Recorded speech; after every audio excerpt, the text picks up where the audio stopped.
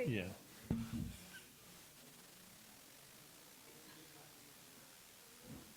Might as well stay standing, right?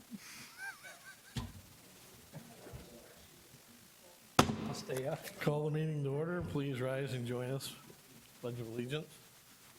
I pledge allegiance to the flag of the United States of America and to the republic for which it stands, one nation, under God, indivisible, with liberty and justice for all.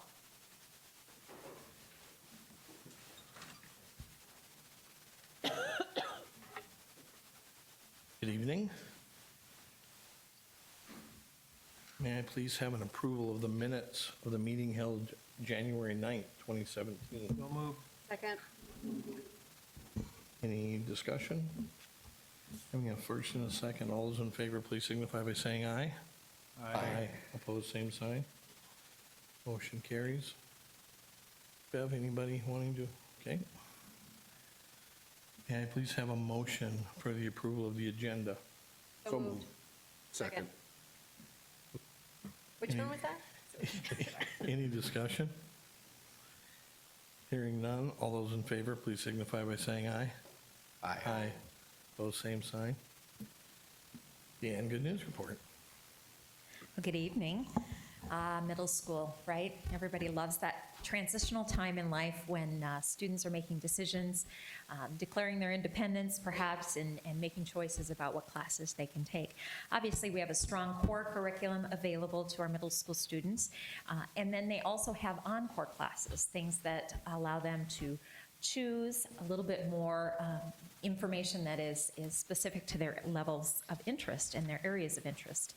Memorial Middle School is now offering additional enhancement opportunities before and after school in the school library.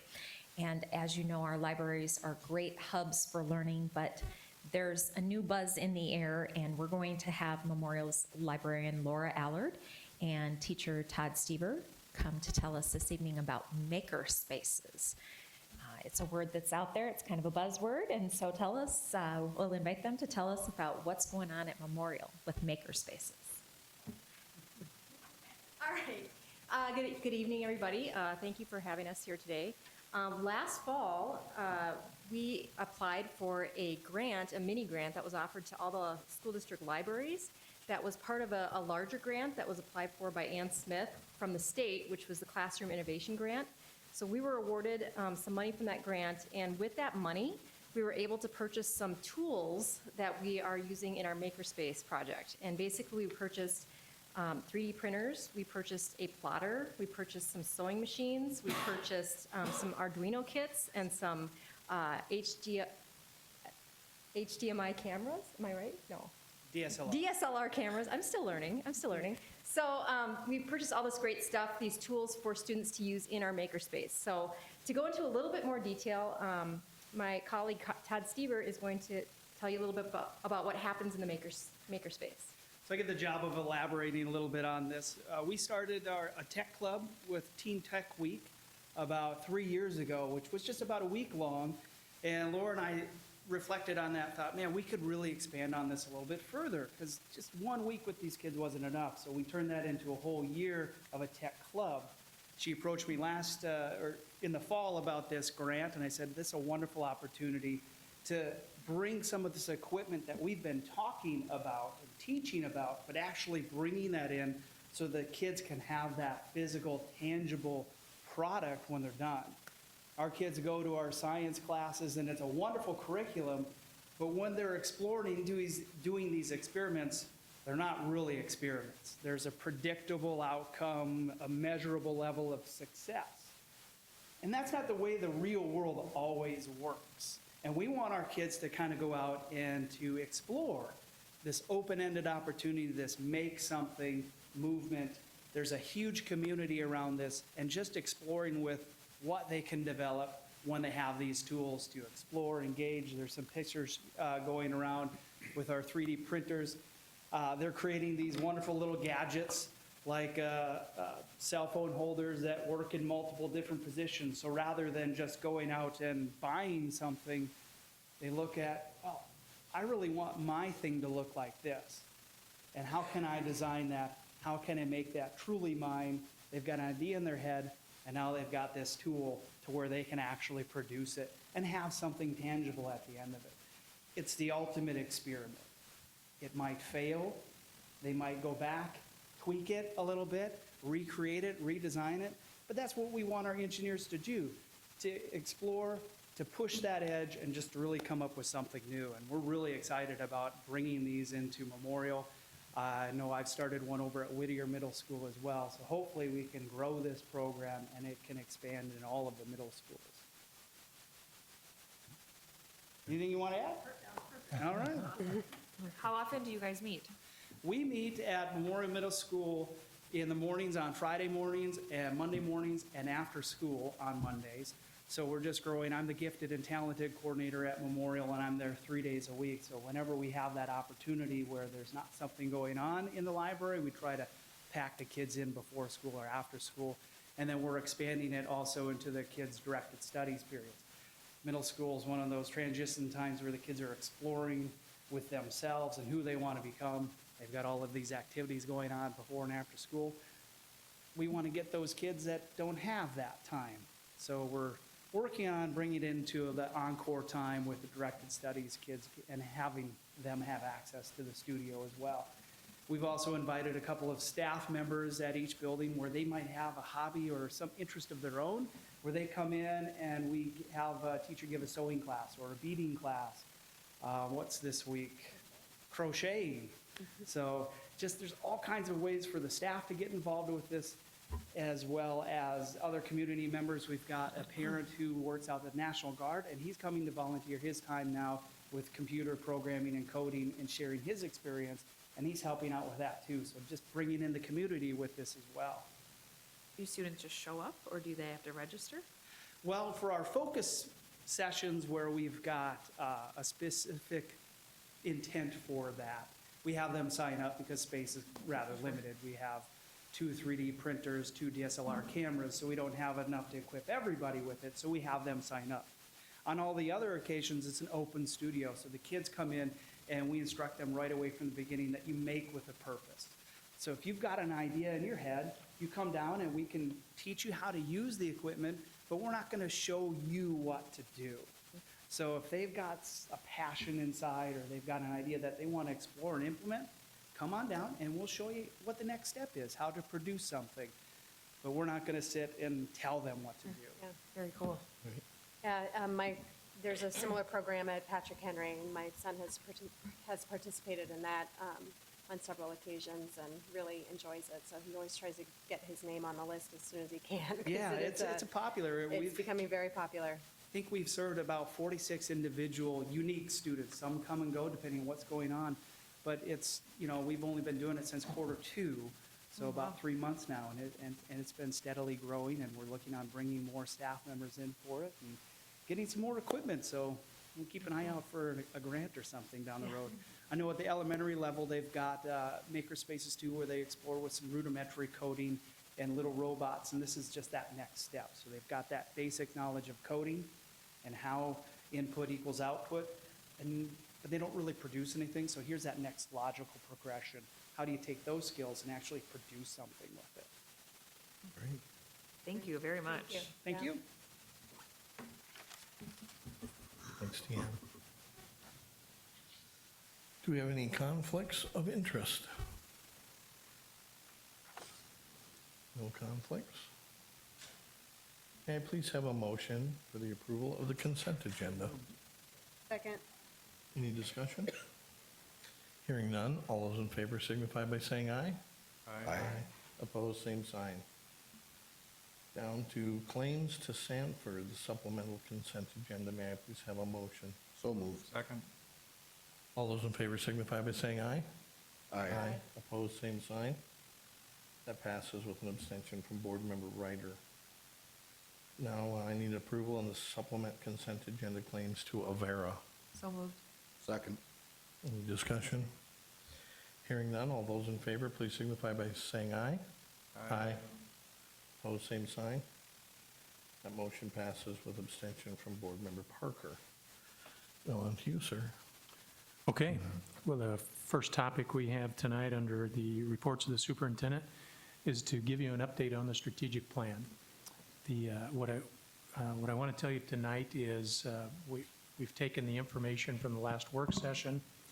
We've put together that document that you've received. We're very close to having the finished document. As of this morning, we believe that we'll have that finished document the first week in February, so right around the corner here. But beyond that, we think it's important that everybody knows that this is a work in progress. It's something that will be ongoing. And in order to demonstrate that to you, to our staff, and to the community, we've put together a 12-minute video that's a generalization of what the strategic plan is. And when I say we've put it together, I mean Ben has put it together, and with great help from Deanne as well. But what we really wanted to show here was just in general what the strategic plan is. We wanted to put a video together so that everybody hears the same words. And then if anybody wants to dig deeper, they'll be able to get into the document itself or talk to the people on the video about what our strategic plan is. So we have a 12-minute video put together by our community relations folks. So Ben, if you would start that, I'd appreciate it. Just like a good book, every good plan should have a beginning, middle, and an end.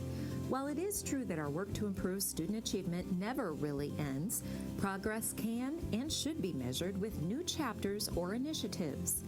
As these ideas and improvements are developed and implemented, the storyline continues. The Sioux Falls School District's story and future can be told in its strategic plan. This plan began with the design phase in the fall of 2015 and moved into the implementation phase in early 2016.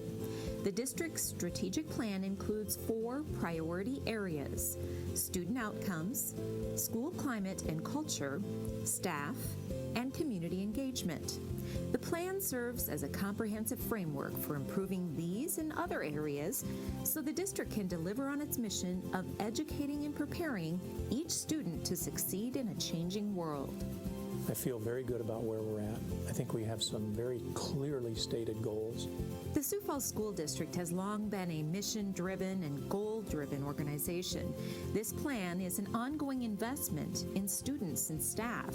While the work will take us through the next 5 years, some work is already underway, with many more initiatives slated for the future. Strategic plan gives us that opportunity for every person in the community, or anybody that wants to get on our website and see, is going to know where we're at and where we're headed. And that's what this does, is really guide our effort and guide our work. In the area of student outcomes, realizing that sooner is better, the district took the leap to support students with the greatest needs by offering Summer Climb at 3 elementary schools during the summer of 2016. Nearly 200 students from Hayward, Hawthorne, and Laura B. Anderson Elementaries spent 8 weeks in the classroom, extending their focus on math and reading skills at a crucial time when they may have otherwise experienced summer slide. Instead, these students were engaged in deliberate lessons and activities to stimulate their brains and keep them excited about learning. More students will benefit this summer. We're going to increase enrollment to 30 students per class. We were shooting for 25 students per class last year. We've upped that to 30, and so we'll have even more kids involved.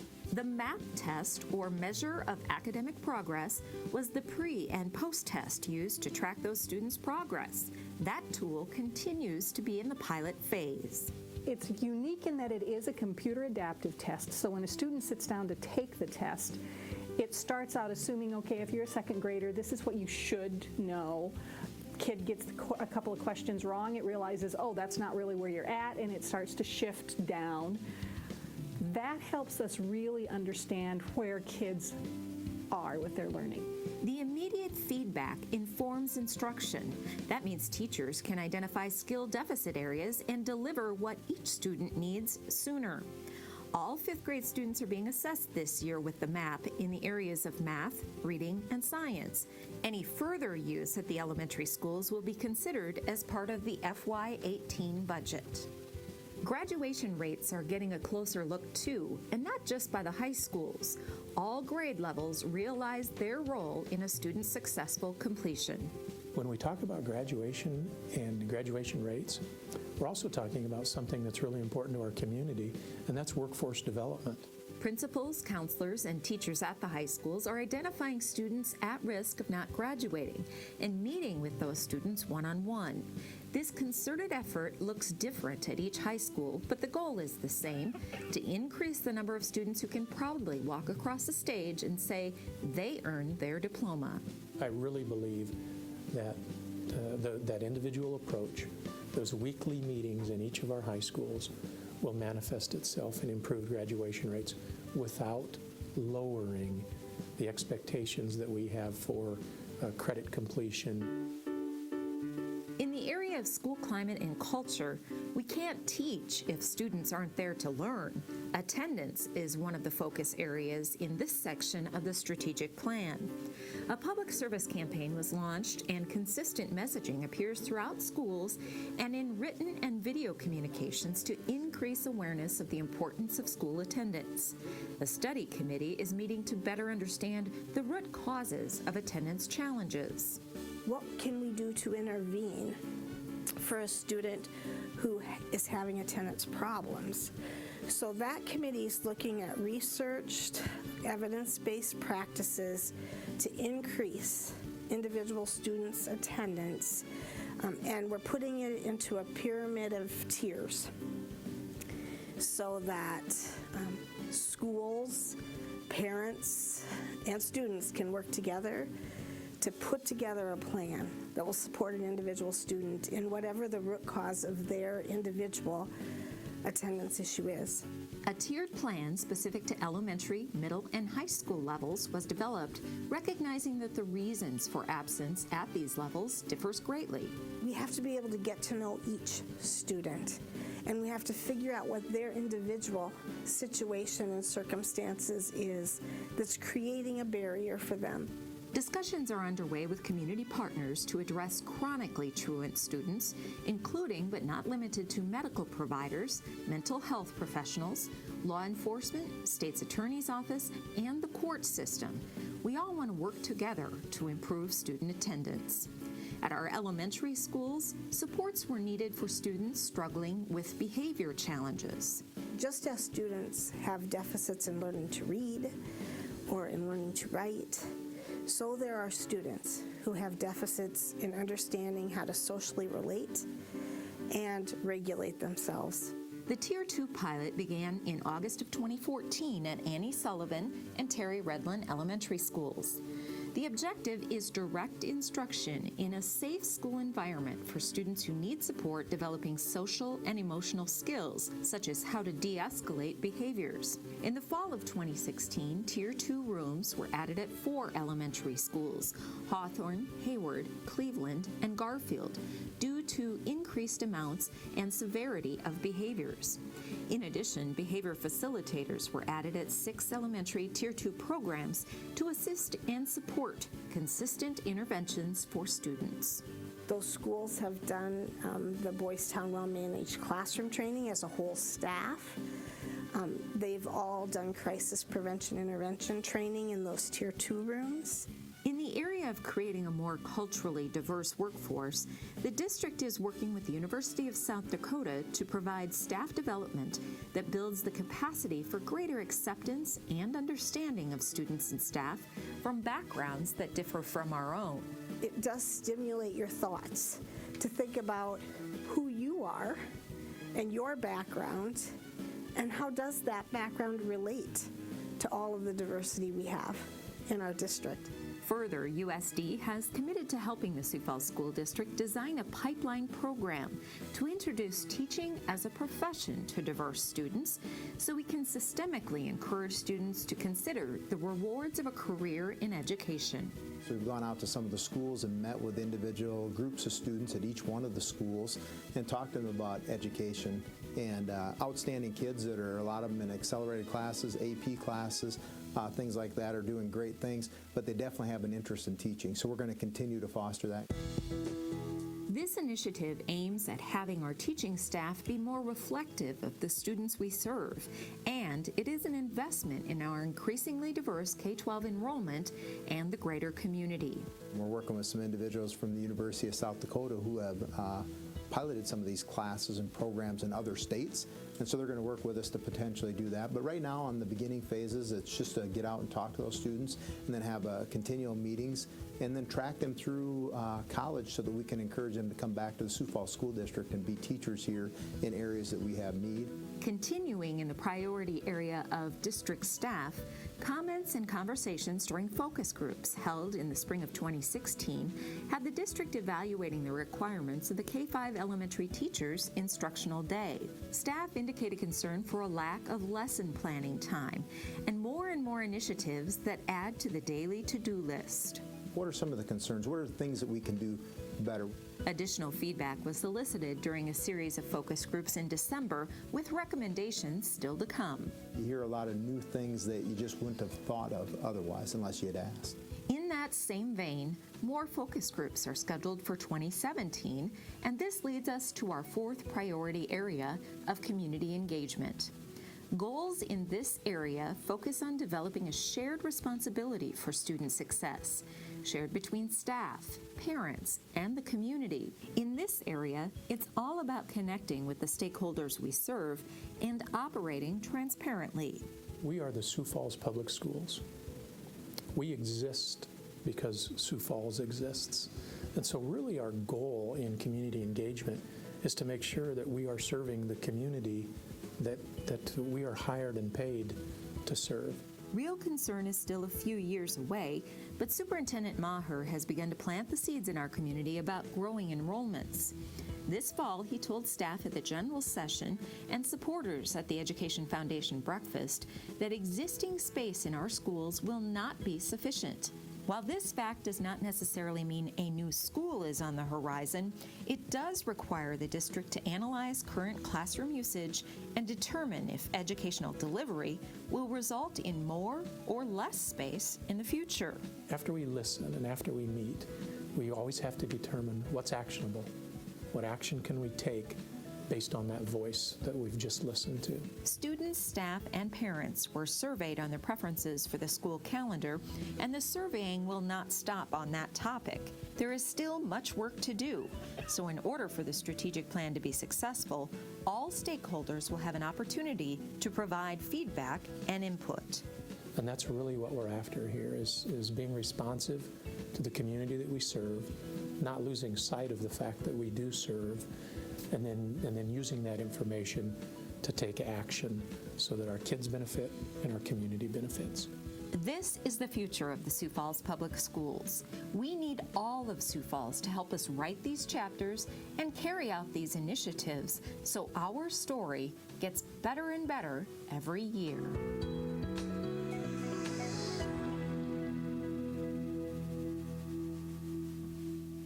Again, thanks to Ben and Deanne and their crew for putting this together. And again, our goal for this is to make sure that folks understand what we're trying to accomplish through the use of a strategic plan. We'll have all of our principals show their staffs this, so every staff member in the district will have an opportunity to see this. So from a big picture, they'll know just what we're up to down here at IPC, and actually what our vision is for the school district. And then it'll also be on our website if anybody would want to see it there, and it'll run on K-Learn as well. So we think from a big picture perspective, we have a commercial, albeit a lengthy commercial, but a commercial for anybody that wants to see it there. And then if anybody wants to dig in it deeper, we have the document, and the finished document we'll have very quickly here. So That's the update on the strategic plan. Great, well done. Any questions? We have a motion to acknowledge the final strategic plan and progress being made in each of the 4 priority areas. Second. Any further discussion? Just excited about that. It looks great, and I think it's a good piece for us to have out. Keep the transparency going and make sure everybody's aware where we're at. So nicely done. Thank you. Ben, nicely done. Have a motion and a second. All those in favor, please signify by saying aye. Aye. Opposed, same sign. Great, thank you. Well, one of the things that you saw in the strategic plan is community engagement, and one of the pieces you saw under community engagement is that of the calendar. And one of the things that we have done in the development of a calendar is try to get as many voices in the room as we can get in the room to listen to our community. And then we're trying to balance really 2 goals in putting together a calendar. One is to put together a calendar that makes academic sense, and 2 is to put together a calendar that makes sense for our community. Sounds pretty easy, but as you all know, that calendars can be an emotional topic. One of the things that we're really trying to do is to bring all the voices in, listen, take those voices down to a smaller pool that represents our community, a committee we've put together, and then ultimately that calendar will come to this board. So we're still a little bit away from the end game, and I hope maybe I'm not stealing your thunder, Mr. Nold, but I'll turn it over to Mr. Nold, who really has led this project for us and has done a real nice job. So, Mr. Nold. Thank you. And first, I'll clarify, I've only worn this shirt twice, once for that video and tonight. So just wanted to make sure you knew that. Purpose of the Didn't report. even notice, but now that Did you you? brought it up. Oh, I noticed. For those that did, I just wanted to clarify. First of all, the purpose of the report tonight, as Dr. Meyer had said, is to update the school board on the progress of the calendar adoption process for the 2018-19 calendar, and it correlates well with our community engagement priority area that we had stated. As we've gone through the work throughout the last couple months here, we have tried to, in multiple different ways, and will continue to engage individuals from our community. And so I'll go through the information on this report, answer questions in and of there, but I'll start out first of all with the meeting dates. We had started with the review to the school board, just on the dates that we were going to go through and utilize in that process, that outline. To date so far, we have completed the survey. I'll update you on that survey information here shortly. And we have gone through and met as a group a couple different times now to talk about some of that information, to talk about some of the possibilities that could come out and through for the calendar, and still have in the next upcoming days, tomorrow night at Lincoln High School, a community input session.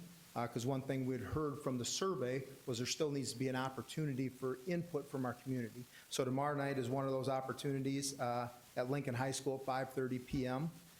It will not be in the library just due to space potentially. It'll be held in the Commons, but we'll have signs up there. Instead of confusing anyone and sending out another update, we decided we'd wait till there. And then also at Memorial Middle School, the following night, January 25th at 5:30 in the auditorium there. So those will be 2 community input sessions where people are invited to come in and give us feedback as well on some of the different topics and things. There's also been several emails and dialogues that have happened throughout this time that I'll share some of those things as well as we go through. The calendar committee itself is made up of 25 individuals, and we tried to get a good cross-representation of different people throughout our school district, staff, also parents and principals representing each one of them. So you can see the 25 individuals that are represent of our community and our schools that are on that calendar committee. Turning to the part of percent, or 40.5% of the parents that we sent this out to responded to the survey with the information. All the groups, we asked 2 questions. The 2 questions were, first of all, when do you prefer the school year to start? The committee is considering the following options: 1, after Labor Day, and 2, before Labor Day. And then there was a second question. Regardless of how they answered the first one, just so we'd have their feedback on that, please choose between the following options in the event that the first question ends in the majority choosing to start before Labor Day. And that really, the part of that goes into that second question is starting how far before Labor Day. So if it was coming clear to us that it would be a start before the Labor Day weekend, how far before should we start? And so we looked at a few of those different options on there, and I'll share some of that survey information with you now. First of all, in the parent portion of that, 44% of the parents had opted, 44.1% of the parents had opted to start after Labor Day that were surveyed, that responded to the survey, and 55.9% had responded to start prior to Labor Day. All those individuals still had a chance then to respond to that second question being how far before? So 6 to 8 days, possibly. Looking at that 6 to 8 days would mean that we would return after that December break and probably complete the semester then. There's 31% that responded in favor of that of our parents. The second question there being starting 10 days prior to Labor Day, but never prior to August 20th of any given year. And 67% of the parents had responded that they'd prefer to have that so that the first semester ended prior to that December break. And so that was the parent response portion to the survey. The student response portion of that, there was about almost just under 3,000 students that had responded to the survey. 35.6% of the students responded to start after Labor Day. 64.4% of the students responded to start before Labor Day. Now the students, when I respond to that piece of it, it would be our middle school students and high school students. When we talked with the committee, we looked at those two groups as giving a response back from. And so there was just under 2,905 students responded from our middle school and high school ranks. In the second question of that, our middle school students and high school students responded. 23.8% of them had asked to start 6 to 8 days prior to Labor Day. Again, that would be the purpose of coming back then after that December break and finishing up the semester within about 9 days after. So it ended up being within 2 weeks after we come back from that December break. 23.8% wish to have that type of an option if we started before Labor Day. And 75.7% had requested that we start 10 days prior so that that first semester could end before the December break. So that was the results of the student portion of that. The staff survey, there was 2,088 staff that responded. And the staff response, again, went in that same manner where they had opted at 33% to start after Labor Day, 66.7% responded to start prior to Labor Day. This is the one group that it was closest in that second question. In the second question, 46.8% of the staff said to start 6 to 8 days prior to Labor Day and then come back after that December break to finish up the first semester. And 52.7% had opted to start at least 10 days prior, but never before the 20th, so that the first semester would end prior to that December break. So as you look through those three, each of the three groups had opted to start prior to Labor Day. Each of the three groups had a larger percent that had opted to start enough days prior so that the break semester would end prior to that December break. But the staff one was by far the closest of those three groups that were surveyed. Keeping in mind that we still have more input to go on that with the input from our community input sessions the next 2 nights. You can see on there as well just a color-coded breakdown in a bar graph of that information that's tabulated there at the bottom. So that just put all those pieces of information in one survey graph there as well. I'll go into a couple other things here, and then I'll explain 3 different calendars that are set out there that people will be able to review and make responses to. First of all, the starting date references.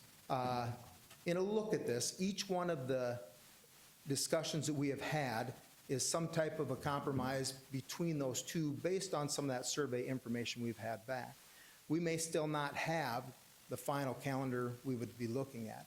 I'm sure that'll be some type of a augmentation of all those calendars put together and what would be the best for our Sioux Falls School District, especially after we hear from these input sessions the next couple nights. Some of the things we looked at on there, though, just so the committee could have some reference points, the previous current calendar, so going from August 2006 to August 2014, the average start date was August 19th. The range was going from anywhere from August 16th to August 22nd. And then if you look at the Labor Day start dates, which would occur for these 3 days, or 3 years, September 2016 to September 2026, if we were looking all the way out using an after Labor Day start, the average start date would be September 5th, and the range would go anywhere from September 2nd to September 8th. Going down there are the next 3 types of topics that we had. So if we did look at it, that we started on the second to last Monday in August, that range would go anywhere from the 18th to the 24th.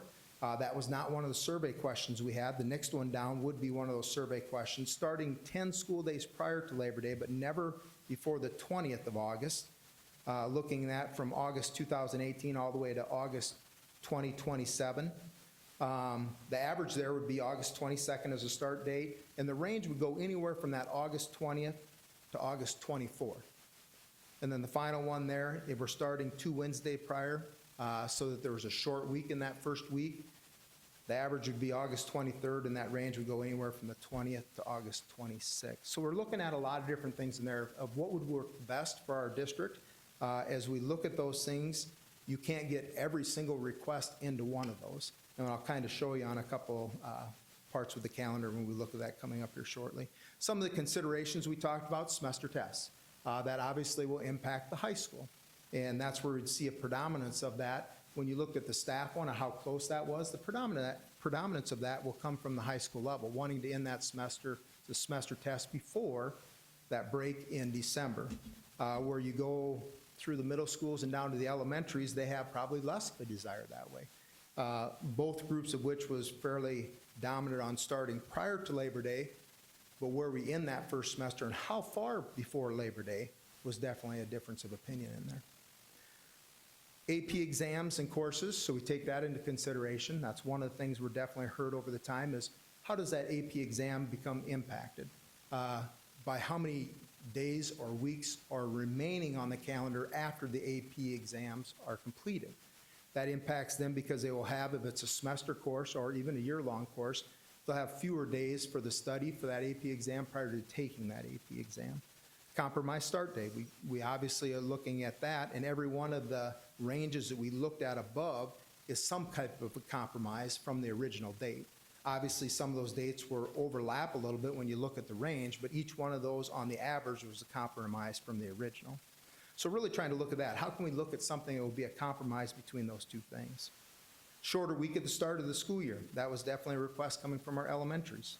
The graduation date, where that lands, and then balanced semesters. First semester could be a little bit shorter as we talk through each one of the different groups because of the state mandated testing. Eats up a few of those days into the second semester. So we can definitely take that into consideration to an extent.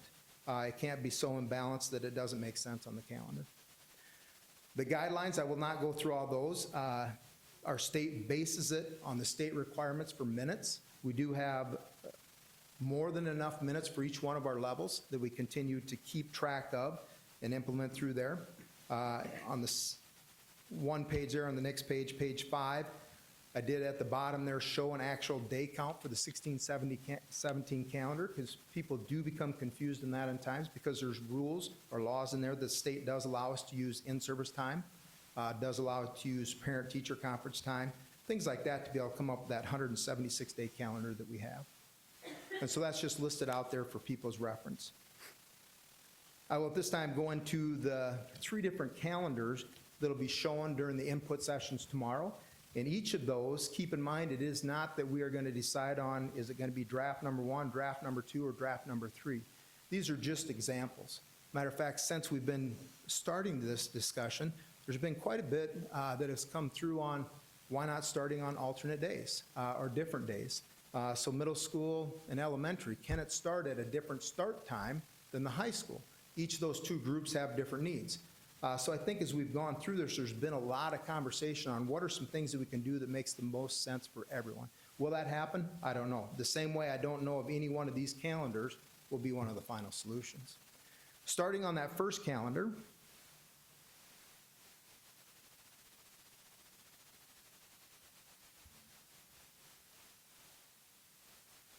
if you look on that calendar, the first one that's a draft, the start day on that, and please keep in mind the days in between make very little difference. The committee has not discussed those yet.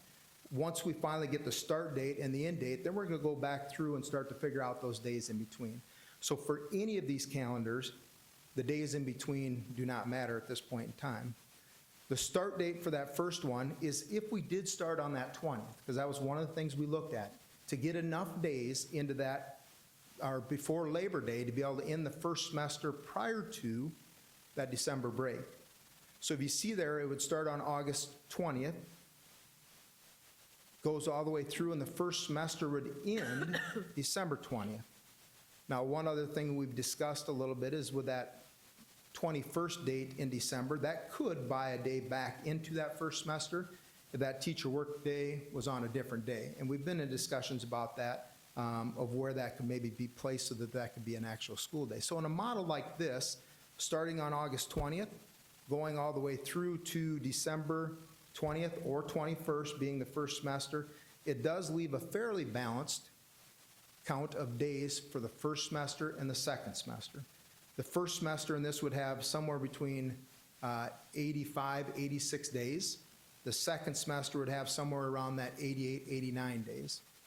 And again, we could probably go up to 3 or 4 days difference in that quite easily to make up for those state mandated tests that we take that take up time during the school year in the second semester. So this is one of the options that we look at. This fulfills a few things. It ends the first semester before that December break. It helps as far as the AP exams, because at the end of the year, you look at May 15th being the final day of the school year, and the AP exams would be finishing it up about that same time. It does start about 10 days prior to the Labor Day, so it's the least of the compromises in that area as far as days. It fits a few of the other things. It does not necessarily work in reaching part of the request of the elementary of starting later in that first week, so it's a shorter first week, and also some of those being indifferent as to when we end the first semester. The second calendar I'll go on to, draft number 2 that you can see. What we looked at there is if we start in the middle of that week, so that'd be on the Wednesday. This is starting school on the 22nd, which is a Wednesday. Ending that first semester still prior to that December break. Trying to fulfill a few different things of where it may be a shorter week for that first week for elementary. Trying to end that first semester prior to the December break for semester tests. If you look at the end of the school year would be on the 15th, which would again satisfy some of those things with the AP exams. But one of the difficulties in this type of a format, where we can't probably have the best of everything, is if you look at the first semester count of days, it ends up being about 83 days. The second semester would be about 91 days. So even looking at a calendar like this, just for the purpose of seeing how that would lay out, it just wouldn't make sense for a calendar to start in that midweek and still end before the December break. The offset of 83 days to 91 days would just be too significant for our semester tests, our semester classes, trying to complete those in an appropriate manner, putting that many days into the second semester compared to the first. So even though this is one we're laying out there, it would probably not be one that would make sense as an adopted calendar. The third that we're looking at is where we did start. This one would start on the 23rd, which would be on a Thursday of that school year, going in, and the first semester would then end, coming back approximately not quite 2 weeks, 8-9 days after that December break. So on this version of it, the 10th of January would be the end of the first semester. The teacher workday would be on the 11th. Then if you look at the end of the year would be on the 21st. Some good things about this: it does start later in that week, gives a shorter week. It does not end before that December break. It comes in back for 2 weeks' time there, coming back after the break, so semester test would be after the break. The AP exam at the end of the year would be after, or would conclude at least a week prior to the school year. So you look at a few different things in there. We've tried to incorporate some of the different pieces that have been asked. This one does, the third one, balance out well with this semester. 87 days in the first semester, which it currently is, and 87 days in that second semester. So as I said, as we go through and start to look at some of these different options, you start to put some of it on paper. A few of the things we look at, like that second calendar, may not even be an option. We may not be able to do something like that because it's just not feasible. The third one could be. The first one could be. Or could there be some type of a combination of those two that would work? Some of the other things, as I said, that have come up as discussion points is, do we have the two start at the same time? We'll continue to listen to some of that input. Some of those things have been sent to me in emails and in verbal conversations. But as we go through the next 2 nights here and listen to some of that community input to see what they say and some different ideas that they may have. There were things that maybe weren't thought of earlier that could be consideration. I anticipate that there will be many other ideas that we will hear over those next 2 nights. The committee participation, you can obviously see ahead, and then the summary. The Sioux Falls School District is committed to creating a school year calendar that is established through the collaborative efforts of our stakeholders. The calendar committee has worked to gather input in a variety of ways to ensure the calendar recommendation to the school board has been created with numerous points of view and interest being considered. The previous update is a representation of that work. Questions? I just wanted to point out 2 more things on the third calendar that we talked about as well. We had gotten some feedback from people saying that one of the reasons they like to start after Labor Day is because people like to maybe get their last vacation or whatever in. And so you'll notice that that Friday before Labor Day is also a no school day. So there's actually 2 short weeks at the beginning of the school year for people, just again to ease kids back into school or for the early learners for elementary school. And then at the end of the school year, one of the things that I think got mixed reviews on is that graduation would actually occur then on Memorial Day weekend, which we've done in the past. I think I graduated on Memorial Day weekend, so it's not unheard of. But again, for some people, that's not their preference. And so I imagine we'll get some feedback on that as well. But I just wanted to point those 2 things out on that calendar. Absolutely. Too. Great points. And our elementaries were very fond of that, having the 2 short weeks, and it actually ended up being the 3 because the first week and then 2 4-day weeks going through there. But that's why we put that date in there on the 31st so that it would provide for that 4-day weekend. And I imagine between each of these, or what may come up as a final compromise, is to be very considerate of that Labor Day weekend and the vacation that individuals may make prior to it heading into the full steam of the school year. But great point on those things as well. Absolutely. That was a conversation piece of it, so it wasn't just by chance. Any other questions? Great job on the committee, and so thankful for the transparency. We'll see what the next 2 nights bring from the group. May I please have a motion to acknowledge the progress of the calendar committee's work? So moved. Second. Any further discussion? Just really appreciate the thoroughness of the report, Jamie. I know you put a lot of work into it and really helped spell things out, in my opinion. So thank you. All those in favor, please signify by saying aye. Aye. Opposed, same sign. Thank you, Jamie. Our next report is the second quarter finance report from Todd Veek.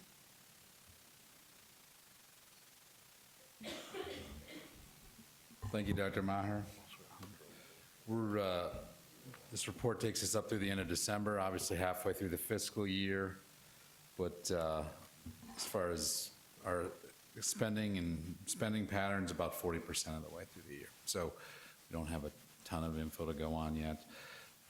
We do know that in the general fund, well, in both the general fund and the special ed fund, a great deal of the revenue is based on state aid. So we kind of knew what that was as soon as our fall enrollment got locked. And we're thinking both of those revenue sources are going to come into the good slightly, not anything substantial. One outstanding item out there still is the bank franchise tax, which is a fairly, as far as other funds go, it's a fairly significant part of our revenue sources. So we will we'll see how that plays out. On the expenditure side, in both areas, we think we're going to come in under expended slightly at least. So 40% of the way through the year as far as our actual expenditure patterns go. We do think we will come in under budget. As how much that will be, we don't know, but I wouldn't think it would be much, maybe in the $1 million range is what we're looking at. Brief report, we'll get more detailed as we go out through the budget and get more data into the system. I'd stand by for any questions. Any questions for Todd? Can I have a motion to approve the second quarter financial report? So move. Second. Any discussion? Hearing none, all those in favor, please signify by saying aye. Aye. Opposed, same sign. Motion carries.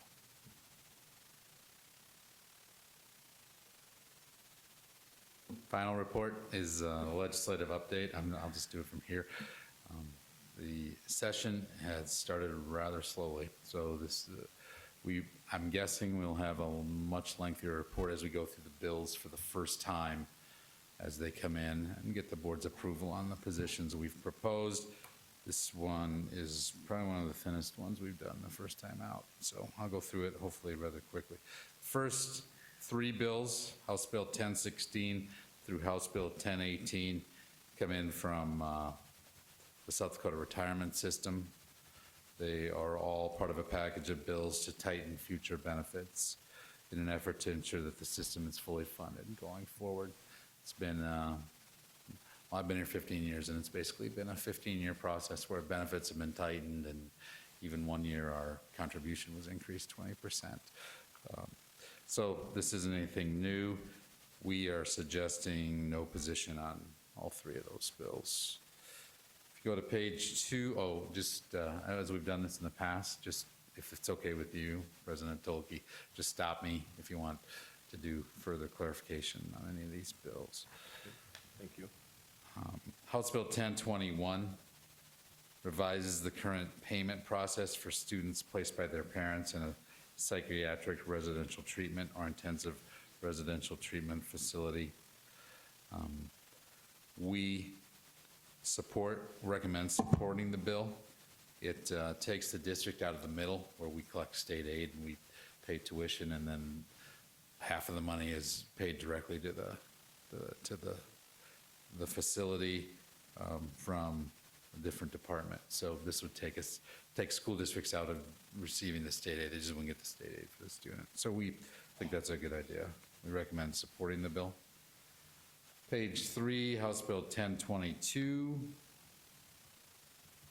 It repeals education service agencies from the statutes. We suggest taking no position on the bill. House Bill 1052 prohibits public employers from retaliating against an employee who makes a report to an appropriate authority of a violation or abuse of a law or rule. We suggest no position. We have retaliation provisions throughout our policies as well. That is the end of the House bills. Senate bill, on to page 4 then. Senate Bill 7 attempts to revise the criteria for determining if property is classified as agricultural land for property tax versus, we obviously don't have a lot of agricultural, we have very little amount of agricultural property in our district, so we suggest no position on that bill. House Bill 27 prohibits certain direct conflicts of interest. I'm sorry, Senate Bill 27 prohibits certain direct conflicts of interest by public officials and provides a penalty. Public officials include board members, officers, fiscal agents, don't like that, and employees, well, among others. So it's quite broad. The public official may only use the powers and resources of public office to advance the public interest and not to obtain any personal benefit or pursue any private interest. We recommend opposing the bill. School board members, school officials, officers, fiscal agents, and employees are already subject to various conflict of interest provisions. There are several statutes cited there. In addition, Sioux Falls School District, like other public employers, has its own conflict of interest policies. these laws and internal policies sufficiently address conflicts of interest. So we have a position of oppose. We do not have it as a key bill. I don't know if there's any thoughts on what that we might make it a key or not, but right now we say no. Senate Bill, under Senate Bill 30, it updates language regarding the GED test. It's generally a fairly harmless bill. We suggest supporting the bill. Senate Bill 33 amends the state aid formula to increase the target teacher salary amount by 1%. So the governor said that in his his budget address, 1% increase, and does the Cutler-Gabriel amendment. And Senate Bill 35 does it for the general ed formula. We suggest supporting both those bills. Senate Bill 55 appears to allow teachers to teach multiple perspectives on scientific topics that have become controversial. For example, climate change, human evolution, etc. The district is proposing to oppose the bill. The Sioux Falls School District policy already supports teachers addressing controversial topics in an objective atmosphere. Again, we do not have any key bills here yet, so we oppose a couple, but we don't list them as key. That's it for now. I would stand by for any questions. So would my colleagues over there who wrote several of these. Are there any questions or comments or changes that you feel are appropriate? Hearing none, I'd like a motion to acknowledge the pending legislation by the Sioux Falls School District. So moved. Second. Any further discussion? Hearing none, all those in favor, please signify by saying aye. Aye. Opposed, same sign. Thank you, Todd. Thank you. I move that we go into executive session per South Dakota Codified Law 1-25-24.